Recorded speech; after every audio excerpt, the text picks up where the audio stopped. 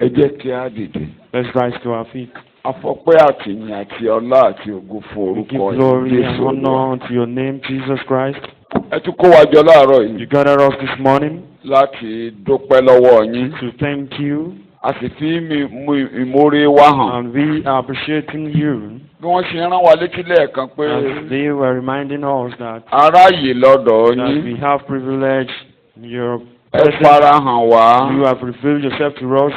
A ní ìgboyà We have láti dúró níwájú yín. confidence to stand before you. Bí a ṣe tẹríba láàárọ̀ yìí Olúwa. As we bow down our heads this morning, Ẹ lọ nú ìṣúra we yín. will go into your treasury Kẹ bá ẹnìkan kan and pàdé. meet us at every point of our need. Orí wa o. You have seen us. Ìwọ nìkan lórí wa o. You see us, O Lord. Ìwọ nìkan ló mọ àìlera wa. You know all what we need. Ètò ńlá tó wà níwájú rẹ tó gbé And kalẹ̀. this great plan that you have Ní played, orúkọ Jésù jẹ́ kó ṣẹ mọ́ wa Lord, lọ. let it be the seed of our life. Káfáyọ̀ padà lọ́rẹ̀. Go home with joy. Ní orúkọ Jésù mo In gbàdúrà. Jesus' name I pray. Jẹ́bi.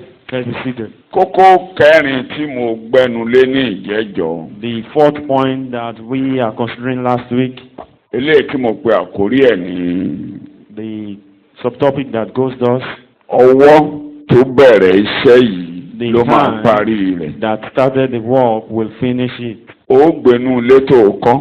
You will live in the house you build Ó jẹ nínú ọgbà àjàrà and rẹ̀. eat the fruit of your own vineyard. Abẹ́ àkórí tí a ti mú wá. Under the topic that this was Really? taken, Àwọn kókó kékèké tí ó yẹ kí n fẹ́nu kàn tí mi ò lè fẹ́nu kàn because the níjẹ́jọ́. subtopic that we are unable to consider last week, Abẹ́ àkórí ńlá yẹn ló sì ti máa yé wa. under that great topic, that's where we will be able to understand very well. Kò sóhunkóhun Nothing, kì í tiẹ̀ ṣe òkè ńlá not even a mighty mountain, ni yóò dúró níwájú rẹ̀. will stand in your presence. Kò sí kinní kan Nothing, kì í ṣe òkè ńlá not even a mighty mountain, ló máa dì ọ́ lọ́nà. will hold you down. Wọn yóò dé pẹ̀tẹ́lẹ̀. They will all become plain. Inú ìwé Sekaraya The book of Zechariah, orí ìkẹrin chapter 4. ibẹ̀ la ti mú ẹsẹ̀ ní ẹsẹ̀ ìkeje. That's where the topic was being brought out in verse 7. Mo sì ṣe àlàyé And I explained pé Ísírẹ́lì bí orílẹ̀-èdè that Israelite as a nation, nígbà tí wọ́n padà ti ìgbèkùn dé. while they were Ẹ máa coming kíyèsí back débi o. from the captivity, Orí orí ẹ̀ ni mo kọ́lé ẹ̀kọ́ take àárọ̀ note yìí. of this language because that's where the topic is being based upon this morning. I repeat, nígbà tí Ísírẹ́lì ti ìgbèkùn dé. While the Israelites were coming from captivity, Wọ́n tú tẹ́ḿpìlì kọ́. they were rebuilding the temple. Ọ̀tá wá pinnu àti dè wọ́n lọ́nà And the enemy decided to stop them láti dá iṣẹ́ yẹn dúró. from working, from continuing building this temple. Àkókò yẹn ni Ọlọ́run gbé wòlíì méjì And dìde. at this time, God prepared two Ìkan nínú wọn prophets. là ń wò yìí. And one of them is the one that we are looking at. Òun lọ Ọlọ́run fi hàn And God revealed this to him, nǹkan tí ọ̀tá ń ṣe nínú ẹ̀mí. what the enemy is doing in the Tí spiritual ètò realm. Ọlọ́run tó kó wọn padà tí ìgbèkùn wálé òfin ní í ṣe. That the plan of God that brought them back home will not be fulfilled over their lives. Ìyẹn ni wòlíì fi wá kébò sí. And that was what led to the prophet Pé shouting ìwọ that gómìnà tí í ṣe olórí àwọn ọmọ Ísírẹ́lì nígbà náà. you, governor of the Israelites at that time, Torúkọ rẹ̀ ń jẹ́ Sèrúbábẹ́lì. that his name was Zerubbabel, Pé kò sí nǹkan kan o. that nothing, Kì í tiẹ̀ ṣe òkè ńlá not even a mighty mountain, ló máa dì ọ́ náà níṣẹ́ tí mo ní kó o ṣe. will stand by your way in this work that I order you to do. Pé gbogbo rẹ̀ yóò di That pẹ̀tẹ́lẹ̀. all will become plain. Ìyẹn ló fún wa ní àwọn kókó tí a ti wò kọjá. And this led to the Orí point ọ̀fẹ́ that mi we tó fún ọ o. considered previously, that your grace my grace is sufficient for you. Pé kẹ́ní kan ni o. That is just one thing. Má kẹ́gàn ìbẹ̀rẹ̀ Don't kékeré yìí o. despise this little beginning. Pé kì í ṣe nípa ipá. Not by might, Kì í ṣe nípa agbára. not by power, Bí ẹ̀mí mi ló máa ṣiṣẹ́. but by my spirit that will work. mi ló wá gbé adé kórí àárọ̀ yìí. And this led us to pé the topic of ọwọ́ tó testimony, lé foundation ilé yìí. that the hand that has started torí wọ́n ti this dáṣẹ́ work, yẹn dúró. because the work has already been àwọn náà stopped, ti gbà pé kò lè ṣeé ṣe mọ́. and they've already believed pé ọwọ́ yẹn ló máa that kọ́lé yẹn já. this hand will surely build Bí ẹ̀yin ọmọ this yìí, house, that you kọ́lé, you will build your ẹ house, gbénú ẹ̀, you will live in your house, gbin ọgbà àjàrà. you will plant to Ẹ̀yin ló máa jẹ́. and you will reap from your vineyard.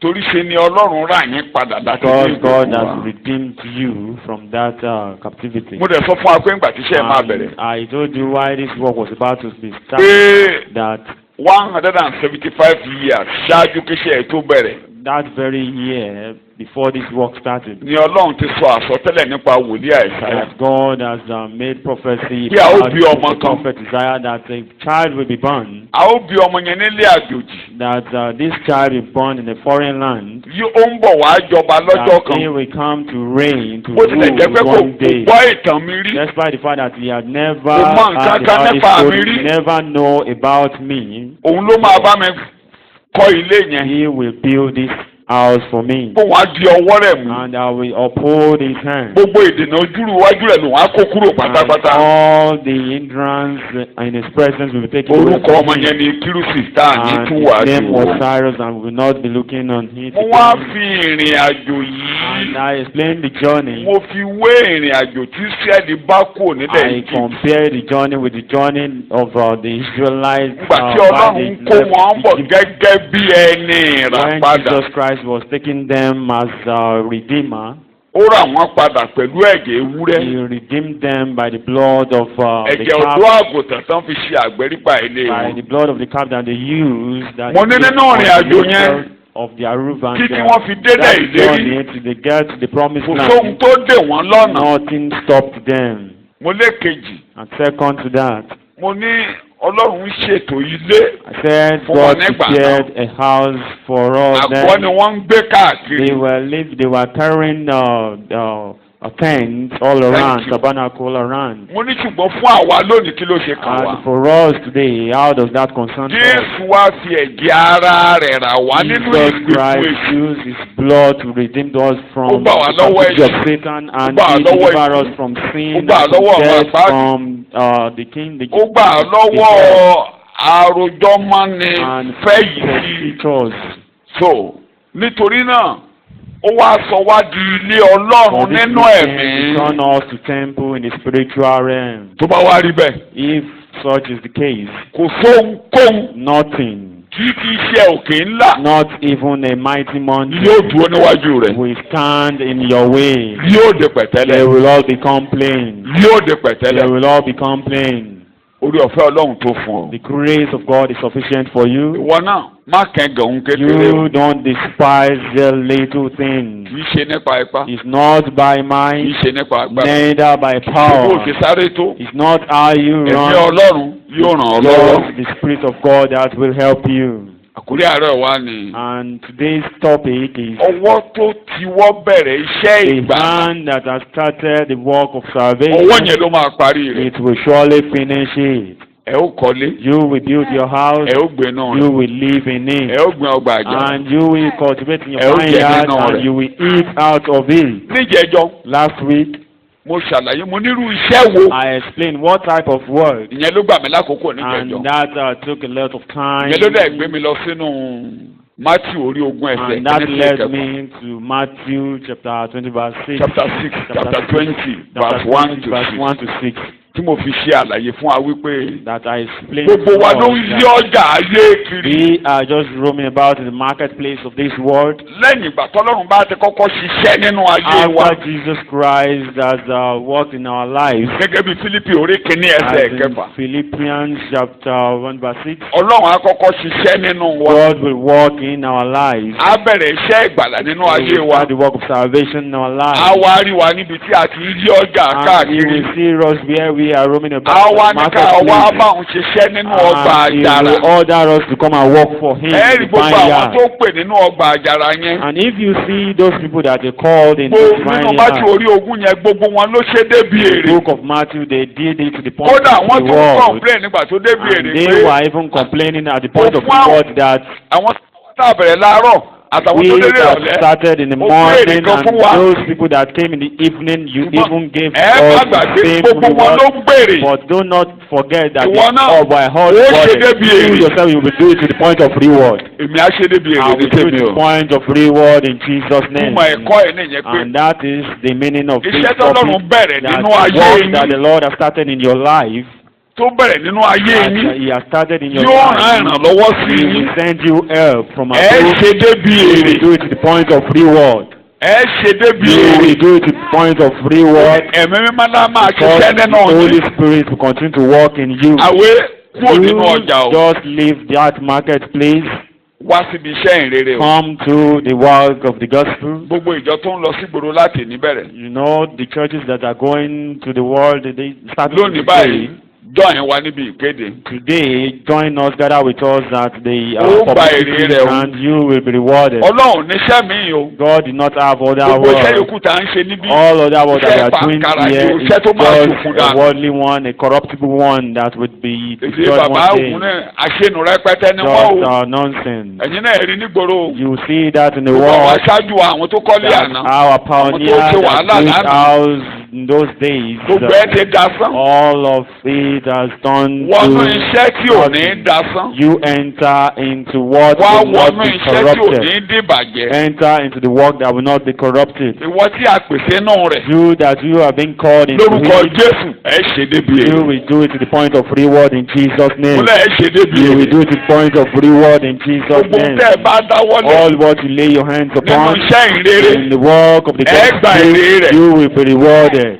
Mo wá sọ níjẹ̀jọ́. And I'm saying it Mo ní last, tẹ́ ẹ I bá said ti it wá ń bọ́ last week. lọ́run ṣiṣẹ́ ìrere If yìí. you are working with God, Torí àwọn tí a bá sọ̀rọ̀ yìí. because those that this word was Wọ́n- told was wọ́n fi spoken iṣẹ́ to, yẹn lẹ̀, was wọ́n lọ ń spoken to, they ṣiṣẹ́ ara left wọn. this work and they continue to do their work. Wòlíì Ágárì ní And Prophet Agar ẹ said, ò lè ṣe àṣeyọrí níbi iṣẹ́ ara ní tẹ́ ẹ bá bá mi never ṣiṣẹ́. succeed in your work if you do not work with me. Ó ní mo ti lu àpò yín. I have pinched your pocket. Ẹ máa gbowó sínú àjáde àpò You tẹ́ ẹ will bá bá mi ṣiṣẹ́. just be in your pocket. Nítorí náà ẹ padà síbi iṣẹ́ mi. Just go back to my work. Tí ẹ bá ti wá padà síbi iṣẹ́ mi. If you go back to my Ẹ ó work, kọ́lé, you ẹ ó will gbé inú build rẹ̀. a house and you will live in it. Ẹ ó gbin ọgbà àjàrà, ẹ ó jẹ nínú rẹ̀. You will cultivate your vineyard and you will reap out of it. You just become. Ìlérí Ọlọ́run ni fún ọ. Promise is the premium promise of God for you. Kakúkú fèdè Jésù parí rẹ̀. In the word of Jesus Christ, Ilé ìtòsọ́nù Mátíù orí kẹfà in the 33. book of Matthew chapter 6 Ẹ verse tètè 3, wá ìjọba Ọlọ́run that seek ye first the kingdom of àti òdodo God rẹ̀. and his righteousness, Gbogbo nǹkan yòókù là á and fẹ̀kún fún all yín. other things shall be added unto you. Kí n tún yá èdè mi lò Let nígbò me mi. use another language in Èdè another wòlíì verse, Èlíṣà ni. just the word of Elijah. Nígbà tó bá owó opó sẹ́lẹ̀fàtì kan fi ṣe fún While wa he níjẹta met with pàdé. the widow of Zarephath, Ó ní ohun tó wà nínú lémi rè. he said, this is what I have in my Mo house. fẹ́ jẹ, I ọmọ want to jẹ, eat ká kú. and my child to eat and we Òní wa die. ní And tètè the kọ́kọ́ prophet ṣe said, fún mi you ná. just do for me. Èdè tí mo wá lò fún ọ láàárọ̀ yẹn nìyí. And that is the language I'm using for us Tètè this morning. kọ́kọ́ lọ́wọ́ nínú iṣẹ́ Go Olúwa and náà. do it. Just add your hand in the work of Kúrò God. nínú ọjà Now, náà. leave that marketplace Wọ́n á bá Ọlọ́run kójọ and nínú come iṣẹ́ and ìrere. gather with God in Tí a the bá ti work ṣe ìfilọ̀ of ohunkóhun tó jẹ́ iṣẹ́ ìrere níbí. whenever we made an instruction Tètè and kọ́kọ́ ṣe náà. what is with God, you go and do it first. Tètè kọ́kọ́ ti ọwọ́ bọ̀ náà. Go and have your À ń lọ hand lónìí, in what we òtútù are sọ. going today. Ọjọ́ I márùn-ún said la máa lò earlier on, nígboro. the 5 days that we are going to Tètè spend kọ́kọ́ there, dìde kó o tẹ̀lé wa náà. you follow us. Tí a bá tún ní a fẹ́ náwó sí kinní kan. Whenever we say that we want to spend money on Àwé something, tètè kọ́kọ́ fi wọ́ pàpọ̀ ẹ́ kó o náwó sí you náà. keep your hands in your pocket and spend Kó lò bó òróró. your guard of Ìkòkò oil, ìyẹ̀fun. your guard of Kò ní flour gbẹ nílé yín. will never run dry. Ìyẹn ló mú lè rí àárọ̀ ìṣe. That was what brought Bẹ́ẹ̀ mo about fẹ́ the kọ́ topic lọ. of this morning, and that's Ẹ why I'm kọ́lé, going. ẹ ó You gbé will inú build rẹ̀. your house and you will live in it. Ẹ ò ní kọ́lé fẹ́ lòmí You will never build your house for other people to live in it. Ìdí tó fi lè kọ́lé fẹ́ lòmí ìgbé ni pé kó The bá wá kọ́lé reason why bẹ̀rẹ̀ you will build for other people is if you want to rent it out. kó má fi ṣòwò jẹun. If you want to use it for business, O sì ní tàràkà níbẹ̀. and you will not Ó gbé use ọgbà poverty. àjàrà. You will cultivate Ó your jẹ nínú vineyard. rẹ̀. You will reap out of it. Tètè kọ́kọ́ ṣe tèmi náà You ni o. just do mine Ẹ first. má jẹ́ kọ́lọ́run lu àpò yín o. Don't let God pinch your pocket. Wàá kàn máa kùn. wàá máa You will just sọ́ọ̀bù be grumbling. wàá máa rò pé àjẹ́ ni àjẹ́ ò You jẹ́ will o. be thinking it's just witches and torí pé wizards, it's not nǹkan tọ́lọ́run them. fẹ́ Ọlọ́run dì pẹ̀lú Ísírẹ́lì bẹ́ẹ̀. God wọn ti dealt gbogbo with dé. the people of Israel.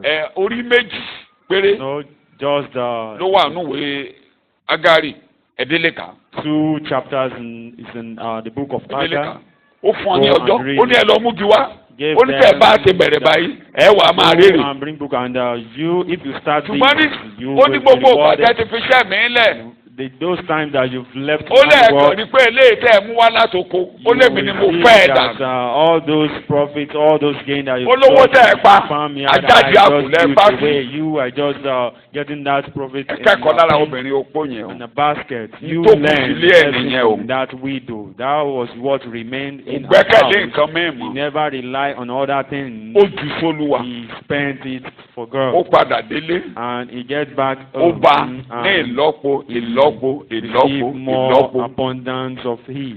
kólóbó òróró ò ní gbẹ nílé And rẹ̀. your God of all will never run dry. bó ṣe bá wa jáde lọ As you are going out with us, tó ń gbọ́wọ́ tó ṣe olúwa lọ as you are monitoring the work tó of ó lò God, nínú ìrìn àjò olúwa what yóò ṣe you fún will ọ. use in this journey, God will give unto má bẹ̀rù you. o Do not be a afraid. ní ẹ̀rí ẹ̀ púpọ̀. We have a lot of Ayé tèmi testimonies gan about jẹ́ it, ẹ̀rí ẹ̀. and my life even o ò lè showing ṣiṣẹ́ filling olúwa the kọ́lọ̀ má testimony. bójútó ọ. You will never do the work of God without God tó bá ti ń lọ having hands báyìí in your life. As you are tó going, jẹ́ tiẹ̀ if it's your olúwa work, yóò máa ṣe fún ọ. yours, God will gbogbo do ohun it tó for jẹ́ tiẹ̀ you. pátápátá All báyìí what is yours, gbogbo ohun tó jẹ́ tiẹ̀ pátápátá all báyìí what is yours, mo ti ṣe lẹ́kọ̀ọ́ láì I have làágùn made the message without Láì sweating, làágùn. without sweating. gbogbo ohun tó jẹ́ ire All the wọ́n á goodness wá orí for you will seek after you.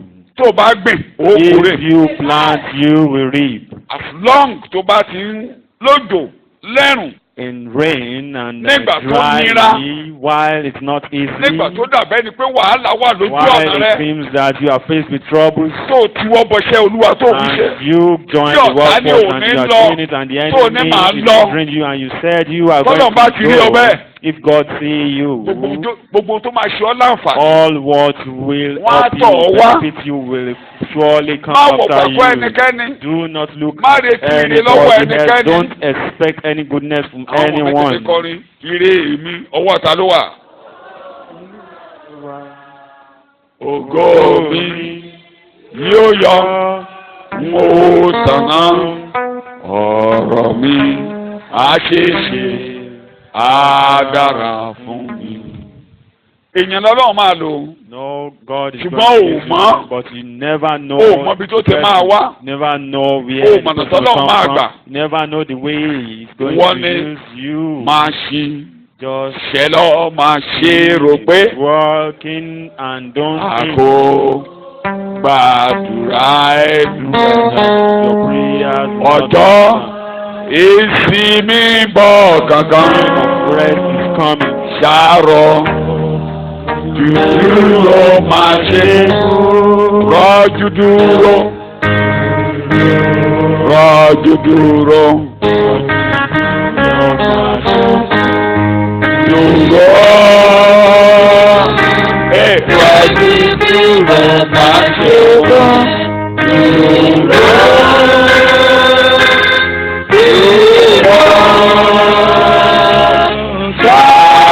rọ́jú dúró máa ṣe Ẹ́sọ́dù The book of tó wá Exodus. máa mú kókó tí mo fẹ́ mú Before jáde I láàárọ̀. start with my point. This Ẹ́sọ́dù morning, orí Exodus ìkẹtàléníogún chapter 23 23, ẹsẹ̀ 20 verse ẹ 20. jẹ́ ká kà díẹ̀ kó o kí ọ pé kíní kan ò ní di ọlọ́nà. Nothing will stop you. tó bá wà lójú ọ̀nà rẹ yóò de pẹ̀tẹ́lẹ̀ ní All mo what sọ láàárọ̀ explained lórí this rẹ̀ ń kà. morning. kíyèsí bẹ́ẹ̀ ni èmi máa ń gẹ́ nìkan síwájú rẹ tí ẹ kiri bẹ́ẹ̀ yẹn ọlọ́run ẹlẹ́dàá yóò máa lọ níwájú rẹ̀. God Amen. will go before you. láti pa ọmọ lé ọ̀nà wọn ò fojú rí áńgẹ́lì yẹn nígbà náà They never saw that angel then. lójú ọ̀nà ìrere And the lójú ọ̀nà way ìrìnàjò of ẹ the láyé gospel at your ibi ò way ní of bá God, no evil will come to bíbélì lẹ́ ń you. kà. àti láti mú ọ dé ibi tí mo ti pèsè sílẹ̀ For my angel shall go before thee and bring thee in unto the Amorites and the Hittites and Perizzites and the Canaanites. yes. kíyèsí Uh-huh. kíyèsí ara lọ́dọ̀ rẹ̀ Uh-huh. kí o sì gba ohùn rẹ̀ gbọ́ 23 Okay. 20. Behold, I send an angel before thee. 40:23 torí mò ń kánjú. 23. For my angel shall go before thee, Yes. and bring thee in unto the Amorites, and the Hittites, and the Perizzites, Yes. and the Canaanites, and the Hivites, and the Jebusites, and Yes. I will cut them off. Ẹsẹ̀ 24. Yes. Thou shalt not bow down to their gods, Uh-huh. nor serve them. Kẹ́nìkan ni mo ṣeun táyé ń ṣe. Don't do what the world are doing. Kí mo ní kẹ́ má ṣe. Do not partake in what the world are doing. Wọ́n ti bọ́ sí di òrìṣà òṣèlú báyìí. They've already Má started tẹ̀lé wọn o. politics. Do not follow them. Wọ́n lo ayé ẹ̀ fóṣèlú Do o. not use your life for politics. Ṣé mọ̀ pé eré orí ìtàgé ni? You know, it's a dirty game. O. It's a dirty game. Kí ni mo pè é? It's just a game of stage. Àwọn AD àná, àwọn AD ìjẹta ni PDP àná. The AD of yesterday, they've already changed Àwọn to PDP àná ni APC They are òní. just swapping Àwọn their APC party òní ni anyhow. SDP òní. The SDP of today. Àwọn SDP àná, àwọn ni SDP of ADP today, they are lónìí. now ADP of today. Ṣé ẹ rí i pé gbogbo ẹ ti dàrú? Can't you see that all have Àbí been, bẹ́ẹ̀ kọ́? Àwọn tó bájọba ilé tí ò tí kú bẹ́ẹ̀ yìí ṣiṣẹ́. those that Àwọn work náà ló with tún jẹ́ àtẹrígbà gómìnà míì nínú ẹgbẹ́ president òṣèlú míì. government, they are also working for other parties. Torí ohun tí wọ́n máa jẹ́ ti dín wọn níjà. Because of what they are Wọ́n going dẹ̀ to fẹ́ lò benefit, yín. and they want to use you Kán lù nípa. and to Tán bá ti kill you, kúrò to nípa tán bá ti destroy you. pariwo tán mú yín pariwo tán ọ̀pọ̀lọpọ̀ kú sí. When they use Ẹ you bá wọn to níbi tí wọ́n shout ti ń and ṣeré nínú hòtẹ́ẹ̀lì you tó will ti fún see bára them wọn. where they enjoy themselves at the hotel rooms. Tí olóṣèlú máa ń jà ní. Do politicians fight themselves? Do they fight Gbogbo bá ṣe themselves? sọ̀jìbọ́ burúkú síra wọn yẹn. As they fight, they are Gbàdán bá talking dẹ̀ pàdé. themselves Àwọn wherever ilé they tó be. rí fún wa ń bẹ̀ o ti bọ́ bẹ̀ fún wa ní ti. They will ask Èwo ló tún them ṣe? to give them You their have to share. honour me now. I was there before you honour me now. Ìgbà tó bá ti di wípé àgbẹ̀ ọ̀wọ́lé tán o rántí wa tó bó ṣe kó When rántí you wa. enter and you do Ìjà máa not dé. remember them, they will fight. Gbogbo ẹ̀ lẹ́yìn lórí tẹlifíṣàn. That's what you'll be seeing Gbogbo ẹ̀ on lẹ́yìn lórí TV. You are seeing it on TV. Ẹ gbọ́ orin tí àwọn olórí APC yìí fa nígbà kan. Tí Buhari débẹ̀ tí ò dá sí wọn mọ́ yìí. Ẹlẹ́dẹ̀ tó ti ń lò síra nígbà yìí. Tó ti ń lò síra. Tí gbogbo ẹ ti lé kankan. Tó ti lé kankan. Ìgbà tó yá ni wọ́n gbé wọn travel lọ sí Sierra Leone. They traveled to Sierra Leone. Tí wọ́n gbé wọn lọ tí wọ́n lọ tọ́jú wọn. They Ìgbà went tí to wọ́n máa take dé care of èdè ti yí them. padà. After they got back, they've already changed their Wọ́n voice. kọ́kọ́ kó wọn lọ sí Aso Rock. They went to Aso Rock. Bani mo ń wo gómìnà wa ìgbà kan. Ó bú And I sẹ́ẹ̀rì. was looking at the former governor. Mo ní nǹkan ti dún lápò ọkùnrin yìí o. And I said they've Ó bú already sẹ́ẹ̀rì gàgàgà. gave him Èdè something. ti yí padà. He was laughing and his word has Ẹ má already jẹ́ ká borí changed. yín fún àgbọn o. Don't let them use you. Má ṣe báyé ṣe ń ṣe o. Don't do as the Tó o world bá are ti ṣe bí doing. ayé ṣe ń ṣe. Don't do. If you do not follow the Olúwa yóò máa world, ṣáájú rẹ̀ lọ. God will go Amen. before you. 25. ẹ̀yin ó sì máa sin olúwa ọlọ́run yín. Jọ́sìn kò ṣe fẹ́ Ọlọ́run. You just òun ó sì kú sí oúnjẹ rẹ. Oúnjẹ tó ń bá ń jẹ Olúwa yóò fún èlé lórí. amen you are taking àti God's omi blessing. rẹ. Omi tó ń mu Olúwa yóò fún èlé lórí. Your water, God will bless. yóò sì mú àrùn kúrò láàrin rẹ. Mi ò ní kẹ́ mọ̀ mú kún mu o. I don't tell you to drink Kò sí ariwo kan tó wà nígboro báyìí what ariwo will typhoid. harm you. Typhoid ò ní wọlé wá bá a yín. Typhoid will Amen. not affect Bó bá you. wọlé ọ̀nà tó gbá wa ló máa bá jáde. Enter to surely be quenched. Mi ò ní kẹ́ mu omi tí ò da o. I don't tell you to drink. Ṣùgbọ́n tí ẹ bá kàgbá kó omi tí ò da kò ní bá a yín jà. Just Fọkàn ẹ balẹ̀. be calm. Mi ò ní kó o fi ṣe habit. Don't Kó má mu use omi it as burúkú, an má mu habit omi tí ò and da. drinking drinkable water.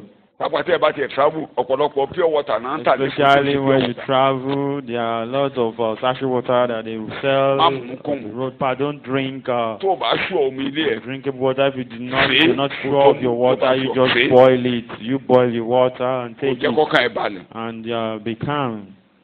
Kí búkà tó ẹ̀yin tẹ́ ẹ̀ jẹ́ pé ẹ̀ ṣe ká má ro oúnjẹ jẹ. And those of us that buy food ṣọ́ra outside, irú you oúnjẹ tẹ́ ẹ rà just take jẹ. care of yourself about the food that you buy outside. Torí àwọn tòmátò míì tẹ kẹ̀ làwọn kan Because fi ṣe. they use rotten tomatoes Tó dẹ̀ jẹ́ there. pé àwọn bacteria tó wà nínú ẹ̀ And the even bacteria at 100 degrees centigrade kò lè pa wọ́n. in that tomato, even at 100 degrees centigrade, Mo it ṣe will máa ń never ké lẹ́yìn kill obìnrin. these bacteria. That's why I do instruct we women ẹ ṣe oúnjẹ fọ́kọ yín. You prepare food for your husband. ọkọ tí ò bá ti lè jíjẹun nílé láàárọ̀.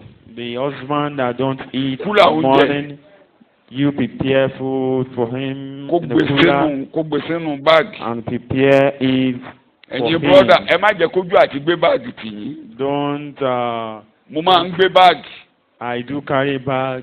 kí mo ní mo máa ń ṣe. I do carry the basket. ẹnìkan nítorí pé mò ń lo mọ́tò omi tara rẹ̀ Some jẹ́. said it's because I'm bẹ́ẹ̀ mo máa gbé àpò mi kọ́. ride. mi ò tijú mi ò lè jáde nílé mi yẹn. I can never leave that my house kó oúnjẹ má bàa mi jáde. and food will àwọn never tó máa follow ń me. wà mí wà ń bí tí n bá ń lọ Èkó. If I'm going, Kójú if tó I'm mọ́. traveling to Lagos, ráìsì gbígbóná tàbí ẹ̀wà ó ti wà nínú hot kúlà. rice or beans is already inside the cooler. mo ń lọ sí gan torí ìyá mi ò sí ń bẹ̀.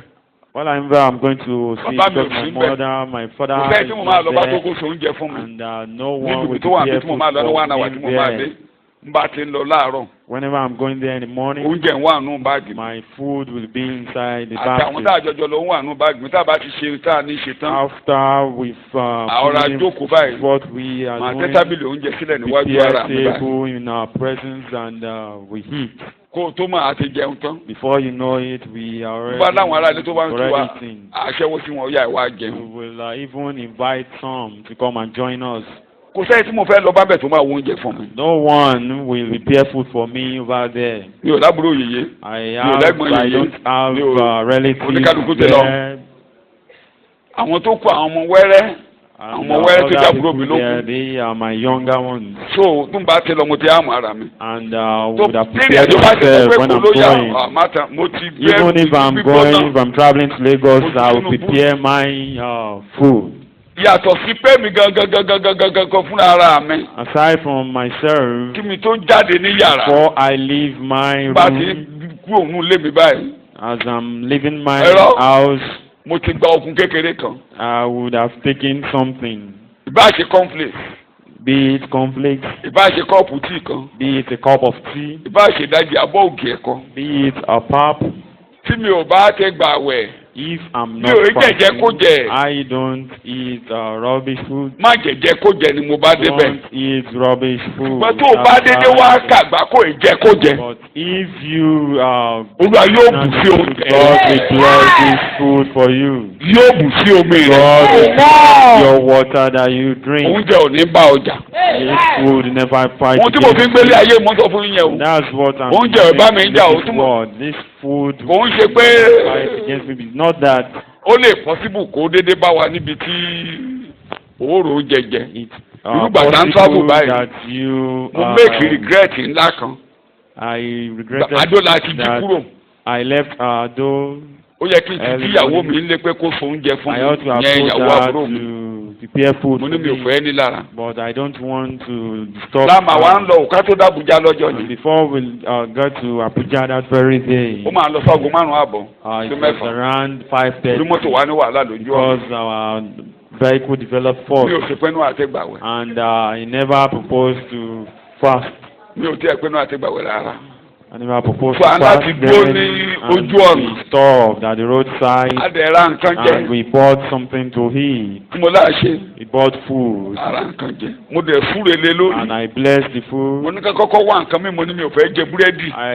I said that we should look for other things. I don't want to eat Food bread, already. and we blessed kódà the ìyàwó mi food. tún ra kúlíkúlí kan. Even my wife bought kúlíkúlí yẹn gan ajẹ́dé granite Ísírẹ́lì. cake, and we had ó it kù dàpọ̀ with ẹ̀dẹ́ bread, Ísírẹ́lì. and mo súre lé lórí. blessed that ẹni granite pé cake. a lè dédé ro oúnjẹ jẹ. We can buy Oh, dẹ́ṣẹ̀. food outside. Not Olúwa that yóò you bùkún oúnjẹ rẹ. God will bless your food. yóò bùkún omi rẹ. God will bless your water. bí àrùn bá wá dé Olúwa yóò gbà When it nìkan. comes, God will scare it away. torí inú oúnjẹ ni ikú ń gbé. Because bí àrùn bá wọlé Olúwa yóò gbàdà.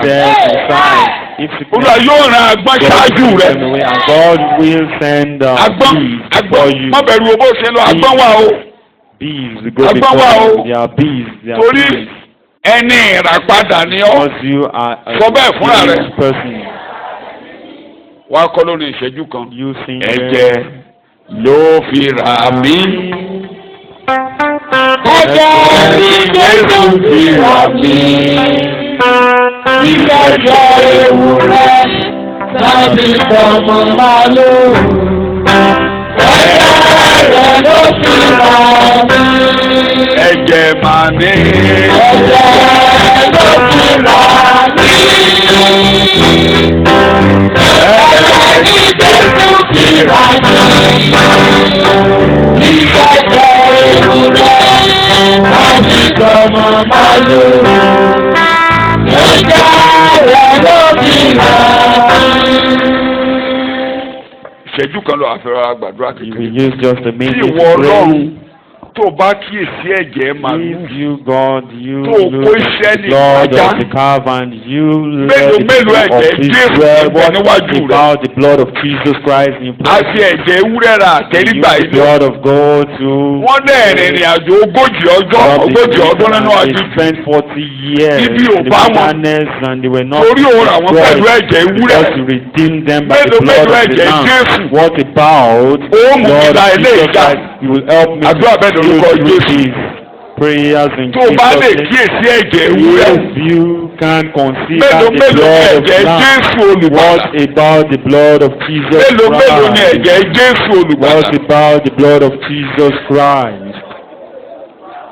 Ikú ọ̀mà wá wọlé wọn. Death did not come to their tent. Ó pèsè fún gbogbo àìní wọn lórí ìràpadà ẹ̀jẹ̀ ewúrẹ́. Provided for them Ibi just kan ò bá wọn lójú on ọ̀nà. the blood of the Lamb, no evil before them. Ní orúkọ Jésù Kristi, Olúwa ni mo In gbà Jesus àdúrà. Christ's name we pray. Sàmìnà kó kanlẹ̀. Let it sound in amen. Fún kókó tí a gbé yẹ̀wò tí mo máa That's fi the point that we are going to kókó kékeré mẹ́rin tì. Isaiah chapter 55 Isaiah chapter 65. verse 21 and 22. Wọ́n sì kọ́ ilé. Ṣé o Wọ́n ti sì gbọ́? gbé inú wọn. Tó o bá ti ń bọ́ lọ́rùn ṣiṣẹ́ ni mo ń sọ o. If you are working for God, Tó o bá ẹ̀ bá wa ṣe dọ̀yìn wa látòní o. you are here to be working, you Gba join Jésù right kó from gba faith, ìbọmi. accept Jesus Christ and be baptized. Jẹ́ kọ́ lọ́run ṣiṣẹ́ nínú rẹ̀ láàárọ̀ Let yìí. Jesus Christ working Kó o through yọ̀ǹda this pé mo morning. dé Olúwa Tell yourself that I am here, O Lord. láti ṣe ìfẹ́ I rẹ̀. am here to do your will. Lọ gba ìrìbọmi. Go and be Jẹ́ tó bá baptized. ti gba ìrìbọmi tán. When you have been baptized, Àwọn alàgbà máa fi ọ́ sínú ìsọ̀rí. elders will Inú ìsọ̀rí yẹn la ti máa ń point to a jáde. group, and in that group you go out. Kí wọ́n náà wá dìde. Wọ́n máa ń ṣèfilọ̀ kan níbí. I do Pé ẹni bá fẹ́ ṣiṣẹ́ ìránṣẹ́, a máa kọ́ wọn whoever that lẹ́kọ̀ọ́. wants to join the workforce, we do Wọ́n máa ń ṣe teach them. ìdánilẹ́kọ̀ọ́ yẹn abẹ́ ṣẹ́ẹ̀dì yẹn. They do the Darapọ̀ class fún wọn. under the pavilion there. You gather with Jẹ́ kọ́ them. ra fòye díẹ̀ yìí ọ̀. Let them explain Kó wa náà bá máa jáde yàrá for you, yàrá yàrá and yàrá you yàrá go yàrá. Kẹ́ni tó bá out ti ń to ṣe. preach. After Ó you have dárùn lára, preached, àrùn rẹ̀ á gbọ̀n dànù. if you have sickness, it will dry off. Mo ń bá ọ̀rẹ́ mi kan sọ̀rọ̀ for the past 2 weeks ó rẹ̀.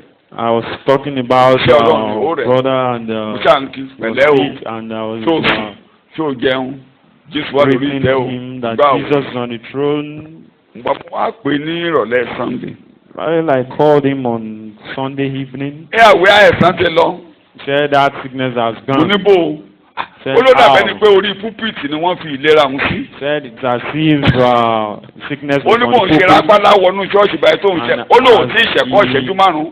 Táyà ti Entered gbọ̀n in lọ. that pulpit and that sickness went away. Mo ní bọ́lá òun ṣe máa ń ṣe nìyẹn. And that's how God O lè bọ́lá òun kó jọ kára ní ọ. You will never gather Ẹ̀yin with kan wà God. mí báyìí torí a máa fọ́ yín. And there are some Tẹ́ ẹ people bá who jáde have evangelist, that tẹ́ ẹ bá padà wọlé, kí ló máa ṣẹlẹ̀ sí whenever ẹ̀kọ́ rí? you go out afterwards, you will be healed.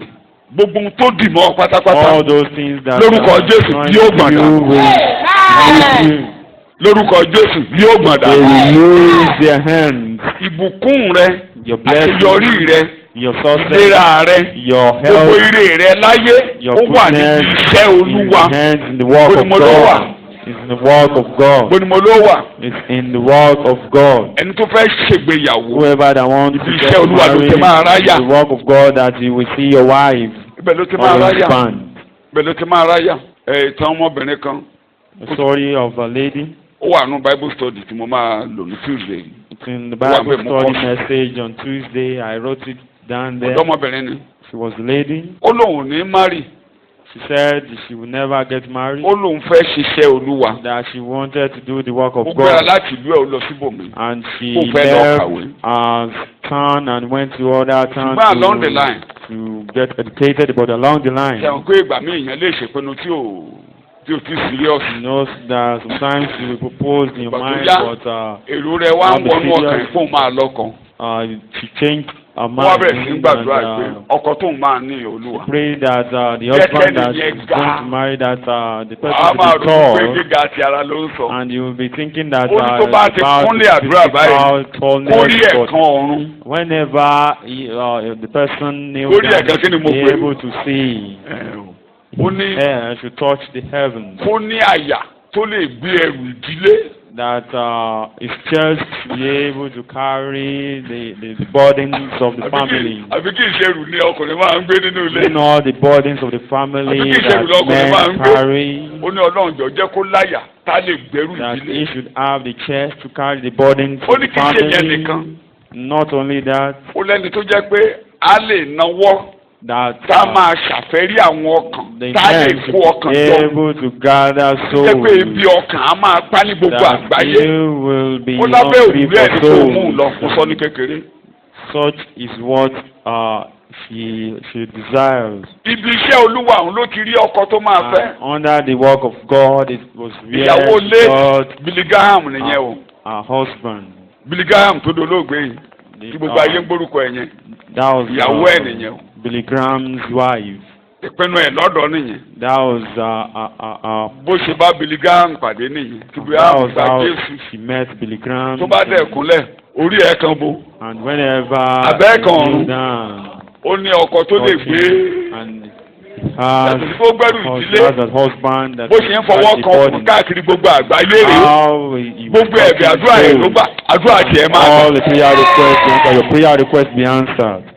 so tí wọn náà bá ti wọnú iṣẹ́ So o. whenever you work, gbogbo ohun tó ń fẹ́ the work Olúwa of yóò God, ṣe fún ọ. whatever you desire, God will do for you. Olúwa yóò ṣe fún ọ. God will do for you. ẹ kọ́ ilé. You will build house. ẹ gbé inú You will rẹ̀. live in it.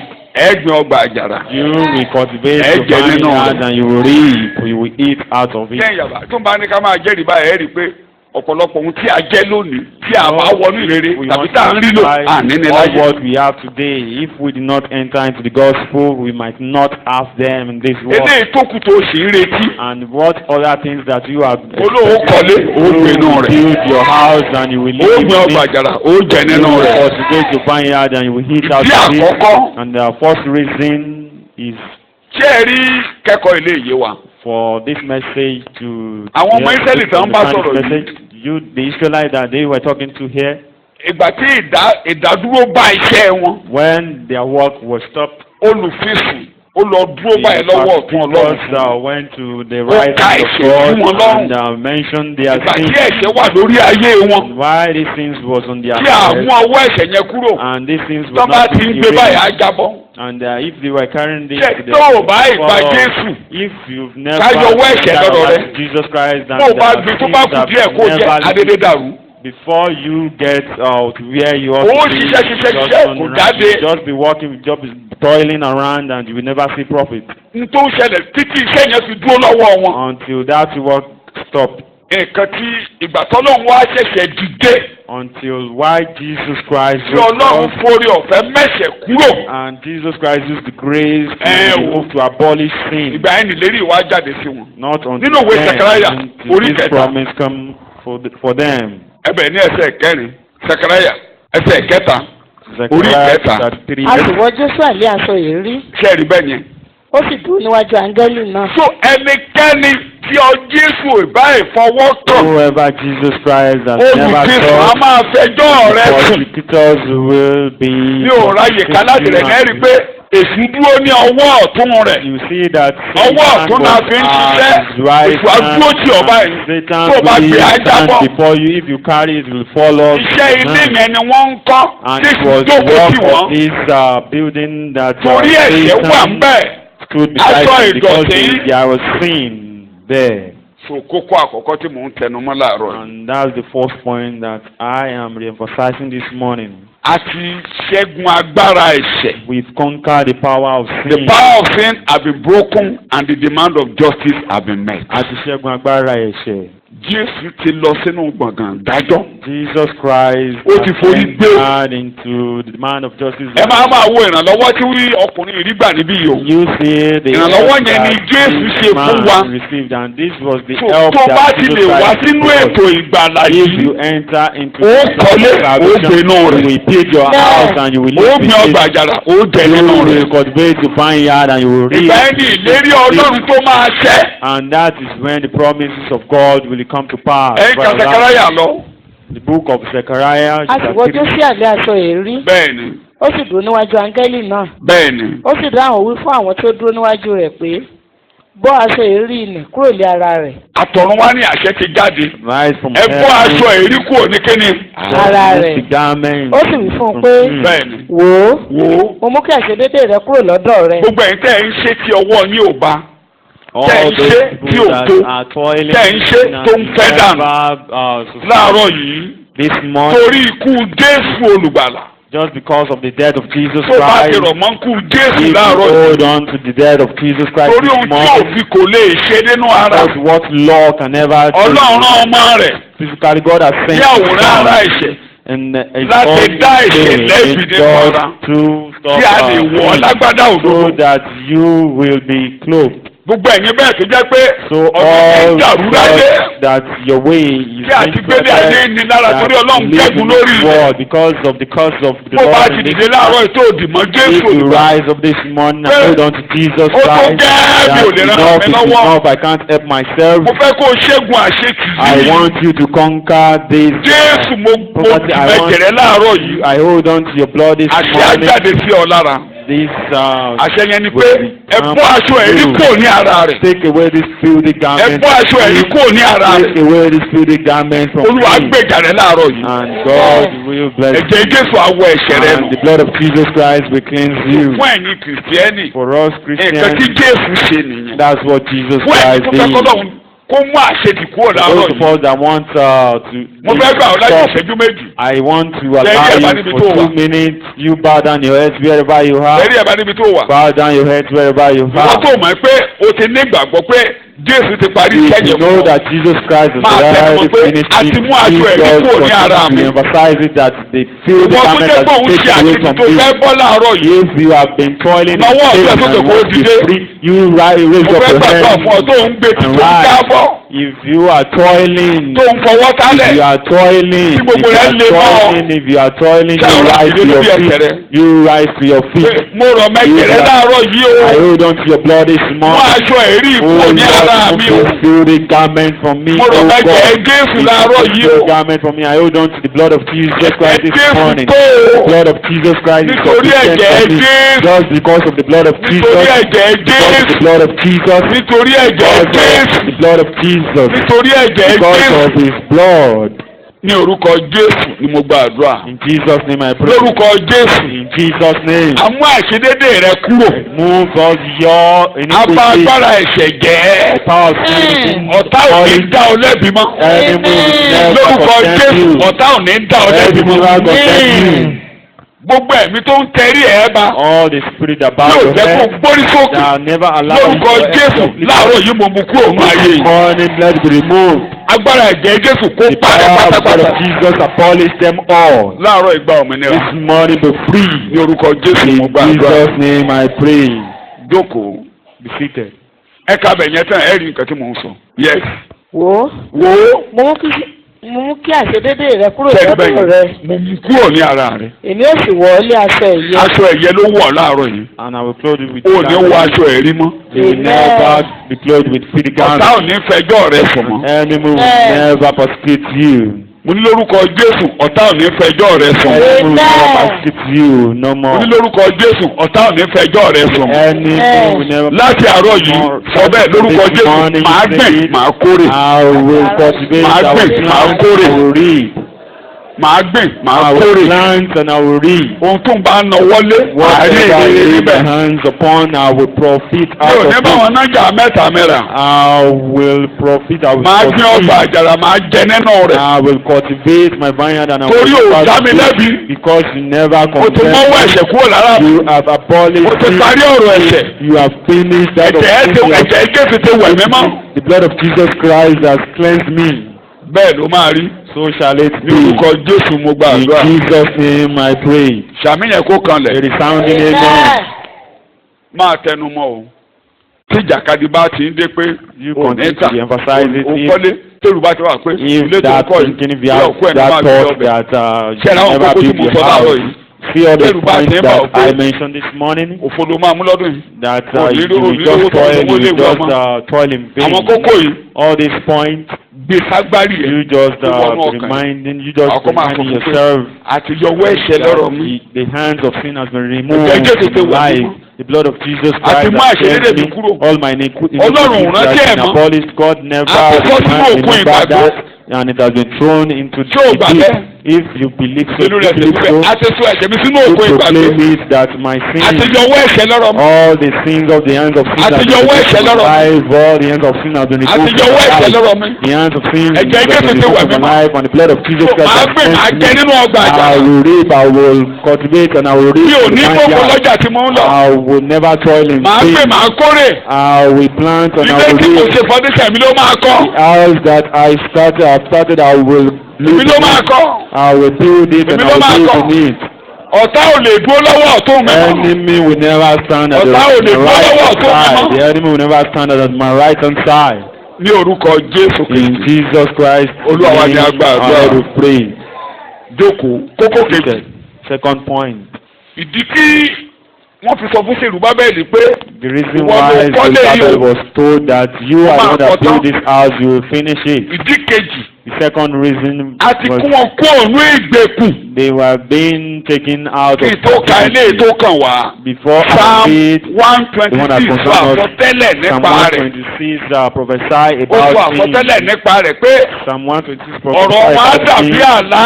that it will be like ire wọn á dàbí àlá. their goodness 1, will be 2, like 3. dreams. nígbà tí olúwa mú ìkólọ Síónì padà bẹ́ẹ̀ni àwa dàbí ẹni tí ń lá àlá bẹ́ẹ̀ni nígbà náà ni ẹnu wa kún fún ẹ̀rín bẹ́ẹ̀ni àti ahọ́n wa kọ orin bẹ́ẹ̀ni nígbà náà ni wọ́n wí nínú àwọn kèfèrí pé bẹ́ẹ̀ni olúwa ṣeun ńlá fún wọn. ìpín tiẹ̀ nìyẹn lórúkọ Jésù. That's the portion in Jesus' name. Sọ̀dìbò ẹ̀ When the Lord turned again the captivity of Zion, wọ́n mú ọkọ ní captivity wọ́n mú ọkọ ní ìgbèkùn we were like them that dream.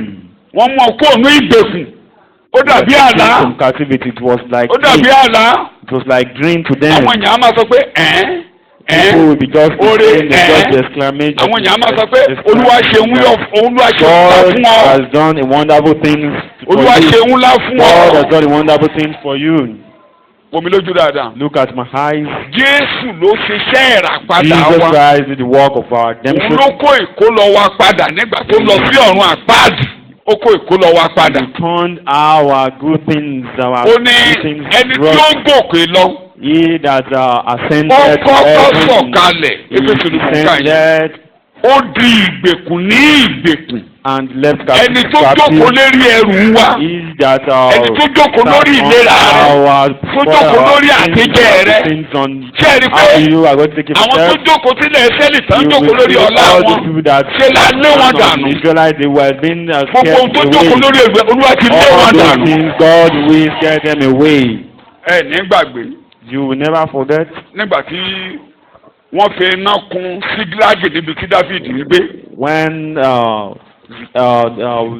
where David was living was nínú born First Samuel chapter 30 in 1 Samuel chapter 30, ó wá lé àwọn ọ̀tá yẹn ó bá wọn. and he followed, he ran after these nǹkan enemies, tó bí Psalm 18 nìyẹn. and that was what mo lé led àwọn to ọ̀tá mi 18. mo bá. I ran after my Ó lé wọn, ó bá enemy, wọn. and I met them, and I ìgbà tó killed sì bá them. wọn. When he met them, àtọmọ àtayà ẹ̀ tí wọ́n kó lọ his children and Àti his gbogbo wife ẹrù that tí he wọ́n was kó lọ. taking, and all his ó kó property, padà. he took them back. nǹkan tí Éfésù orí Psalm 68 Éfésù And that was what Psalm 68, kẹrin sọ. Ephesians chapter 4 was saying. Sàtúnṣe tẹ̀ǹkà yìí pé Psalm dìde 68 Olúwa said, tú àwọn ọ̀tá rẹ̀ ká. Rise, you scatter on my Wọ́n enemies. jà fún mi And Olúwa. you fight for me, O God. Ìgbà tọ́lọ́run wa máa jà fún. And why God was Gbogbo àwọn fighting for him, tó ń kó ẹrù lọ sí ìgbèkùn á kó wọn dè. all that David wá kó ẹrù gbogbo padà. God led them to Calvary, and David Ohun tí became Jésù wá ṣe their nìyẹn. good, their property, and that's Gbogbo what ọ̀tá God tó jókòó lórí àlàáfíà. all the enemy that sat Tó on jókòó your lórí feet, ètò ìgbàlà on rẹ̀. your health, on the word of Olúwa your ti dìde, ó ti salvation, tú wọn God ká. has already risen and scattered them. Bí èéfín ṣe ń fẹ́ lọ, wọ́n á fẹ́ lọ As pátápátá. smoke is driven away, so is Bẹ́ẹ̀ dá sí yọ ọwọ́ away. jóná, wọ́n á yọ dànù So pátápátá. as wax met before the fire, they Gbogbo will ohun tí wax. ọ̀tá kó lọ yóò padà wọlé. All what the enemy has taken Gbogbo ohun tó yẹ kó away, ṣe ọ́ láǹfààní. all what we do you Tí ayé good, fi ní ọ lára that yóò the padà world dé. is, they will all come back. Jésù ti dá a padà. Because God has restored So them. gbogbo ayé máa bá ọ jẹ́rìí. And people will testify. Láti with àkókò yìí, you. gbogbo ayé á máa bá ọ Starting yọ̀. from today, people will rejoice with Níbi you. tó o ṣe ń gbọ́ mi láàárọ̀ yìí. Wherever you are hearing Bá ní this nǹkan tó message pọ̀ this lójú. morning, if there is Sọ something fún that pé is Jésù ti fi tormenting ìgbèkùn you, ní you tell him that Jesus Christ Gbogbo led ìkólọ captivity to mẹ́tẹ̀ padà. captivity. Nígbà tó All ń kọ my Jésù. things has been returned. Gbogbo ìkólọ All mẹ́tẹ̀ my padà. spoil has been returned. In the mighty name lórúkọ of Jesus, Jésù, all ìwọ my good ìlera things mi have been padà. returned. You, my Jésù health, ti dá ìlera padà. returned. Jesus Christ has Jésù ti restored dá my ọmọ health. mi padà. Jesus Christ has restored ti my dá child. iṣẹ́ mi Jesus padà. Christ has restored my Jésù ti job. dá ọ̀nà àtijọ́ Jesus mi Christ padà. has restored my Máa wí bẹ́ẹ̀, restored Jésù my ti dá job. padà. Jesus Christ has restored Ebi ò them. lè pa mí mọ́. I will Ara ò ní never ní be mímọ́. hungry. I will Ìwọ àìsàn, never ó lè bá mi jà afflicted mọ́. you sickness. Ìlera ní tèmi. Life against me. Ìlera Health ní is tèmi. mine. Sound health is mine. Ìlera ní Sound tèmi. health is mine. Ayọ̀ ní Sound health tèmi. is mine. Joy is Tèmi mine. ò ṣe ìbànújẹ́ mọ́. Mine is not Jésù that ti dá sorrow. padà. Jesus Christ has Jésù restored ti dá all padà. of it. He has restored all of Lórúkọ it. Jésù, He ìnira has ò lè bá mi restored gbé it mọ́. for me. Ní orúkọ Jésù ni mo In gbàdúrà. Jesus Christ's name I pray. Ilé lórí ẹsẹ̀ Rise to your méjì ni. feet. Gbọ́dọ̀ Just in méjì. 2 Mi ò sentences. fẹ́ kó o sùn ní o. I don't want us to sleep. Ó yá máa pàṣẹ. Gbogbo ohun tó dàbẹ́ You ní kọ́ ọ̀tá ti command. jù ọ́ yẹn tó rò pé ó jìnnà rere. All words that you think Wàá is máa far pàṣẹ. away. Lórúkọ Jésù You padà wá. command. Come back. Ìwọ ọmọ Come be padà wá. restored. You child Ọmọ be tó wọ́n ní kó lọ restored. padà wá. You this child that is going away be Ó yẹ kí n restored. lọ́kọ. Ọkọ mi padà wá. Ìyàwó mi padà wá. Married, you Ó yẹ kí n come ti máa back. gbélé My ara wife mi. come back. I ought to Ó be yá able to padà my wá. house. You come back. Be Àlàáfíà mi restored. padà wá. My peace be restored. In the mighty name of Jesus. My Ìlera peace be restored. ìlera mi kó padà. Sound health be Padà ò restored. lórúkọ Jésù In the name padà. of Jesus. Sound Padà health be wọlé restored. lẹ́sẹ̀kẹsẹ̀. Jesus Jésù ti kó wọn padà dé ẹrù lé. Jesus Christ has restored them. Ọ̀tá ò lè jókòó lórí ẹrù mi Enemy mọ́. can never sit on O my láṣẹ throne. lórí ìlera mi mọ́. Never have O láṣẹ lórí ilé mi mọ́. over my health, over my O family, láṣẹ over lórí my ọmọ house, mi mọ́ over lórúkọ my Jésù. You have no other say over them in Jesus' name. In the mighty name of Jesus. Àṣẹ ni mo ní You kó bá have o. no other say over them. Àṣẹ mo In ní the kó mighty bá o. name of Jesus. Jesus Christ has restored them in the mighty Workshop la wà yìí o practical la ṣe lọ́wọ́ o. restored them to me in the mighty name of Bí Jesus. o ṣẹ̀kọ́ láàárọ̀ ẹ̀ practical ni mo ń ṣe lọ́wọ́ o. Over them. Over all my good Gbogbo ohun things. tó nù máa kó wọlé wá. All those things that Kó have been wọlé lost. wá in the name of Jesus. Kó wọlé wá in the All name those of things that have Jesus. been lost, that have been lost, be Bó bá restored. jẹ́ ọkọ ló ní ìdí kó wọlé wá. Bàbá òwe àbí tó máa jáde mi ò mọ̀. Ìyàwó ló ní ìdí kó wọlé wá. Mo fẹ́ gbọ́ ọmọ pé kó wọlé wá. Mo fẹ́ kọ́ kó wọlé wá. Mo fẹ́ ní mọ́tò tó a fi ṣẹ́ ni kó wọlé wá. Gbogbo ohun tó lọ kó wọlé in the name All of those Jesus. things that got lost will be restored in the mighty name of Jesus. In the mighty name of Jesus. All those lost things will be restored in the mighty name of Jesus. In the mighty name of Jesus. Be restored in the mighty name of Jesus. Lost job to come back. Lost job to be restored in the mighty Everything name of to be Jesus. restored. In the mighty name of Jesus. They should be restored Jésù in the dín mighty name of ìgbèkùn ní Jesus. ìgbèkùn. Jesus Christ led captivity to captivity in the mighty name of Jesus. Yes, oh God, in the mighty name of Jesus, be restored. Ní orúkọ Jésù, Olúwa wa ni mo gbàdúrà. In Jesus' name we pray. Be restored. Amen. Your health be restored. Àjíǹde yín padà. Your life be Bí restored. ayé yín kó padà. Your economy be restored. Owó yín kó padà. Your pregnancy to be restored. Kí oyún yín kó padà. All all lost in Gbogbo tó ti sọnù kó padà. in the name of Ní Jesus. orúkọ Jésù Kristi. In the name of Ní orúkọ Jesus. Jésù Kristi. In the name of Ní Jesus. orúkọ Jésù Kristi. In Jesus' name I pray. Ní orúkọ Jésù Kristi mo gbàdúrà. Jókòó. Psalm 126 là ń kà. Máa kà á. nígbà tí olúwa mú ìkólọ Síónì padà Bẹ́ẹ̀ni. àwa dàbí ẹni tí ń lá àlá Bẹ́ẹ̀ni. nígbà Bó náà ṣe rí nìyẹn o. Bí àlá. Ó wọnú ilé rẹ lọ. Enter into your Máa wọnú ilé mi lọ. I will enter into my good things. Pé wàá máa bèèrè lọ́wọ́ rẹ̀ pé èmi náà rèé. And Èmi you náà ask rèé. yourself, is this Èmi náà me? rèé. Is this me? Èmi náà rèé. Am I still the one? Sọ bẹ́ẹ̀ ayé wa máa bá mi yọ̀ báyìí sọ bẹ́ẹ̀ ayé máa bá mi yọ̀ wíbẹ̀ ayé á bá mi yọ̀. People will rejoice with me. Ayé á bá mi People yọ̀. will rejoice with me. People will rejoice Ayé á with bá mi me. yọ̀. People Ọ̀rọ̀ will mi á di rejoice. ẹ̀rí. Ọ̀rọ̀ mi á di ẹ̀rí. Jesus, my case will turn to testimony in the mighty name of Jesus. People will rejoice with me in the mighty name of Jesus. Ní orúkọ Jésù In Kristi. Jesus Christ's name. Olúwa wa ni mo gbà Our àdúrà. Lord, I pray. Kọ̀ọ̀kadé bá sí kò jẹ́ ká kó ń bẹ̀. nígbà náà ni ẹnu wa kún fún ẹ̀rín àti àwọn wa kọ orin. Wà á kọrin. Amen. Wà á rẹ́rìn. You will sing, you will laugh, Wà á rẹ́rìn. you will laugh. Amen. nígbà náà ni wọ́n wí nínú àwọn kèfèrí pé olúwa ṣeun ńlá fún wọn. Ọ̀rọ̀ rẹ̀ á dẹ̀rí ní ìgboro. Your faith becomes testimony. olúwa ṣeun ńlá fún wa nítorí náà àwa ń yọ̀. Amen. Àmín. Amen. Kókó kẹta lábẹ́. Third point under it. Kò ń ṣe pé wọ́n ṣẹ̀ṣẹ̀ lé ọ̀tá lọ. Not that the enemy is just being sent away. Ọ̀tá máa sá lọ níwájú rẹ̀ The báyìí. enemy will be running before you. Ṣé àjíǹde ti yí ẹ̀yìn ọ̀tá The padà? work of restoration has sent away Mo ń the mú enemy. ẹ̀kọ́ ìkó lè yé wa. I am explaining this. Mo ń lórí Ísírẹ́lì tí wọ́n sọ you ìlérí understand? fún.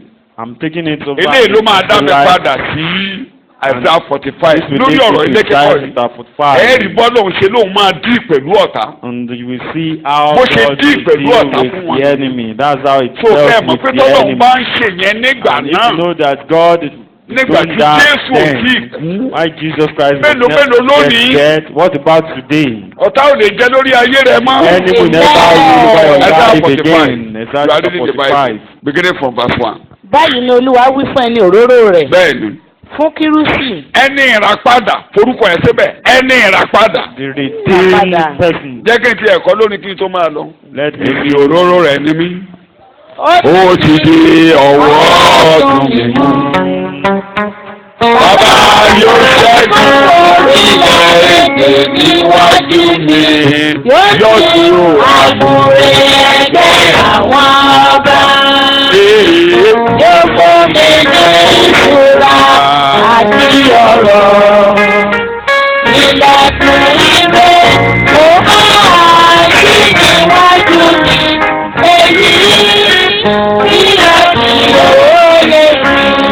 Ẹja kàkà èdè méjì péré mo fẹ́ lò ń bẹ̀. I just Báyìí want ni olúwa wí fún ẹni òróró rẹ̀. Ẹni ìràpadà mo fi ní kó jẹ́ kí Jésù wẹ̀ ọmọ the láàárọ̀ yìí. redeemed person. That's why I'm saying that Jesus Christ should Òróró Ọlọ́run wà lórí this ẹ̀fẹ́ morning. You have been Mo ń ṣe pé màá ẹ̀jẹ̀ wàá gbé now. kòró ní ṣọ́ọ̀ṣì màmá Not that àdájọ́ I will lórí. just speak oil and be anointing Tó you bá ti now. gba Jésù tó gbà If yìí. you receive Jesus Christ as personal Àti fún òróró lé Savior, ọ lórí. you have been anointed Yẹ́ ò ṣẹ́kọ̀ọ́ àárọ̀ already. yìí. And that's Bíbélì not sọ̀rọ̀. today. Yes. Fún kírúsì Ẹhẹ́n. ẹni tí mo di ọwọ́ ọ̀tún rẹ̀ mú. Ẹni tí mo pè. Whose right Ẹni tí who mo ti I ráàyè nínú call, ayé rẹ̀. who I Ẹni have tọ́rọ̀ mi ti called, wọnú rẹ̀. who my word has Ẹni mélòó lọ́lọ́run ti ráàyè entered nínú ayé ẹ̀ jẹ́ kí into. n How máa wẹ̀ many of lókun. us that the word has entered into your life? Bí ọ̀rọ̀ Ọlọ́run tó wọnú ayé That the rẹ̀. word of God has entered into your life. Shout hallelujah. Okay, hallelujah. Kí lọ́lọ́run wí fún ọ? What did God Yes. tell láti you? ṣẹ́gun àwọn orílẹ̀-èdè níwájú rẹ̀. Gbogbo ọ̀tá ó ṣẹ́gun. You will subdue your Gbogbo enemy. ọ̀tá yóò wo níwájú All your rẹ̀. enemies will subdue your presence. èmi èsì tí àmù rẹ̀ gbé àwọn Ètò ọba. tí mo ń lò nìyẹn. Ṣé ẹ rí nǹkan tí àwọn ọ̀tá tó ní kò ní You ṣe see é what wọ́n fi the enemy ṣàgbára. are saying that it will Ọlọ́run not á come fi to wọ́n pass. dáná ẹ̀ lágbára. God will render them useless. Jẹ́ fún ọ lápẹẹrẹ. Let Bí me ẹlòmíì take an ò mú sí máa mú rí. example. Ìgbà tí Oyinlọ́lá àti Arẹ́gbẹ́ ń jà lórí. While Oyinlola and Aregbesola was Wọ́n kó àwọn fighting, sójà kan sí. they appointed some soldiers. Bóyá ìṣe ni ní àárọ̀ ọjọ́ yẹn mo rò pé wọ́n gbé mọ́tò kan lọ ṣáà lọ And mọ́ that ọ́n very morning, they stole sójà tó wà something níbi and junction wa the mi. soldiers at our junction here. Ìgbà táwọn ọ̀gá èdè while superior wọ́n tú bẹ́lí came tiẹ̀ and they removed his belt. kí mo ní wọ́n ṣe They removed his belt wọ́n ṣí fìlà orí ẹ̀ and his cap was removed wọ́n bọ́ bàtà ẹsẹ̀ ẹ̀ and his sandal shoes. kí náà sọ́dà ni They rendered him wọ́n useless. sọ́dà civilian They rendered him to bloody ordinary civilian. wọ́n sọ́dà sán They kò rendered tẹ́ him bá ti ká useless. bẹ́ẹ̀ni pé àátú à tó máa sọ fún yín pé ẹ ti Whenever àpòrè it's yín Bible that kò you tẹ́ ẹ̀ fi guide your àgbàdo ẹ lungs, má gbé lẹ̀ you should not drop what Ẹ you ti have àpòrè in yín nìyẹn. hand. That's the meaning Ẹ of ká bẹ́ẹ̀lì that you dáadáa. guiding your lungs. ẹ gbàdúrà dáadáa That you pray ẹ kéde ìrere very dáadáa well, you preach the àmúwé nìyẹn gospel. That's tó bá your tí kan lungs. bá ti tú If this lungs is Ordinary. being loosed, that means you are ọdí useless. ordinary You have turned to ordinary Kimoloda. person. ẹ o You have turned to ordinary person. wọ́n sọ ń gbọ́ ẹ̀ báyìí wọ́n sọ sí mọ́tò And they sent him into the Ọdẹ vehicle lẹ́wọ̀n. and he turned ṣé ẹ ní to gbogbo nǹkan tí àwọn tó jókòó lórí ẹrù ẹ fi ń ṣagbára all those people that sat on your good things, wà ẹ on ṣe your fún wọn ṣẹ̀ṣẹ̀ ṣe o things.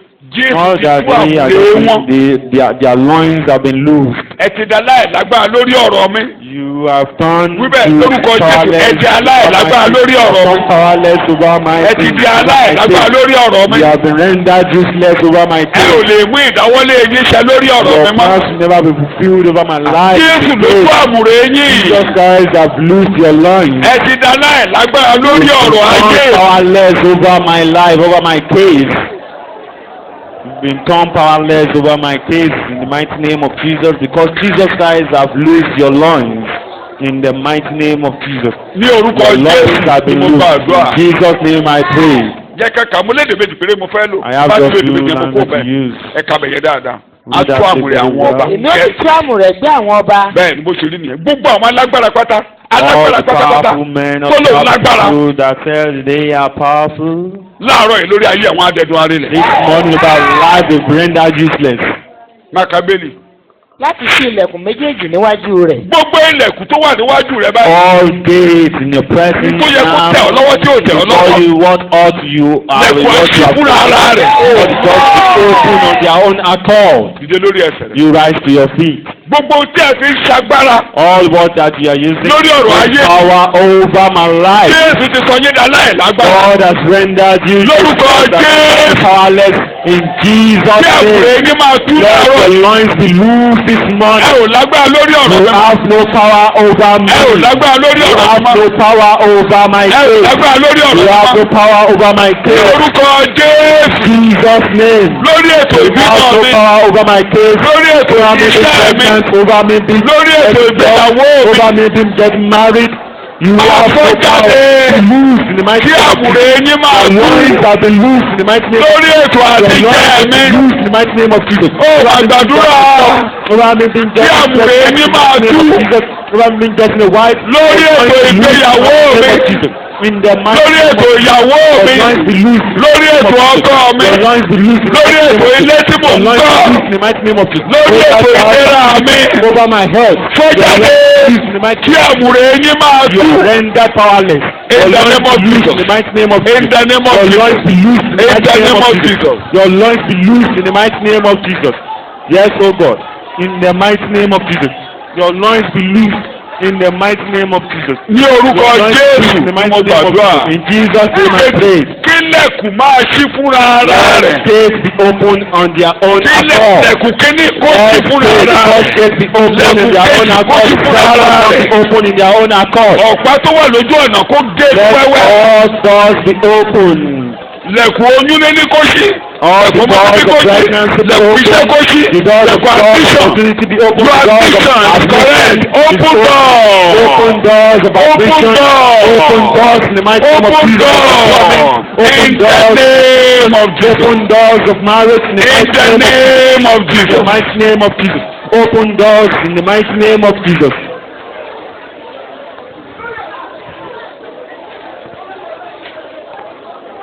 ní orúkọ Jésù Kristi In Jesus' name, Olúwa wa ni our agbára Lord, we pray.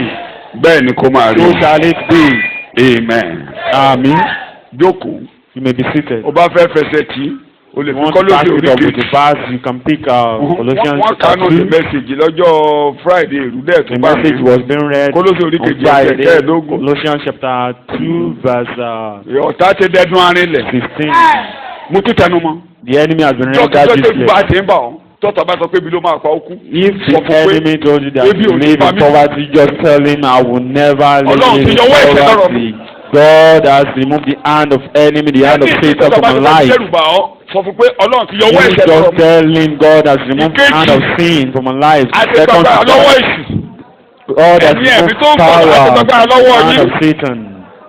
Lẹ̀kùn á máa ṣí báyìí. God, the gate will be open. Àti dín ìgbèkùn nígbèkùn. We have led Gbogbo captivity gbóòmù máa padà captivity. dé. All lost things will be Máa restored. tẹnu mọ́. You continue to proclaim Torí it olóògùn kú lèṣù. because Kí ló máa Satan dẹ́rù bá yín? is Are you just listening to me? Shout telling you. hallelujah. Shout hallelujah. Kẹrin tí ẹ tẹnu mọ́. The fourth one that we emphasize is Very that very important. Mo ti wà ní ìhà ti Ọlọ́run. I am in the side of the Lord. You are on God's side.